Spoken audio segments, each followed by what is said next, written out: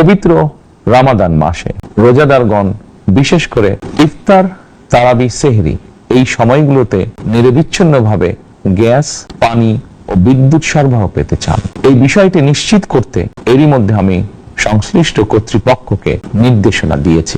অপচয় রোধ করে কৃচ্ছ্রতা সাধন প্রতিটি মুসলমানের ঈমানী দায়িত্ব। অফিস আদালতে বিনা প্রয়োজনে কিংবা প্রয়োজনের অতিরিক্ত গ্যাস, বিদ্যুৎ, পানি খরচের ব্যাপারে সচেতনতা অবলম্বন করাও ইবাদতেরই অংশ বলেই আমি মনে করি।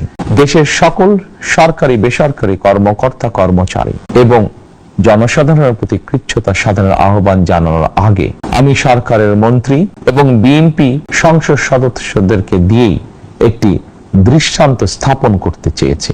বিএনপি সংসদীয় দলের প্রথম সভাতেই আমরা সিদ্ধান্ত নিয়েছি, বিএনপি থেকে নির্বাচিত কোন সংসদ সদস্য সরকারি সুবিধা নিয়ে ট্যাক্স ফ্রি গাড়ি আমদানি করবেন না এবং প্লট সুবিধাও নেবেন না। আমি আপনাদের সামনে বলেছিলাম, রাষ্ট্র পরিচালনার সুযোগ পেলে বিএনপি সরকার মহানবীর ন্যায়পরায়ণতার আদর্শ অনুসরণ করবে। আমি মনে করি বিএনপির সংসদীয় দলের এই সিদ্ধান্ত ন্যায়পরায়ণতার আদর্শেরই একটি অন্যতম প্রতিফলন।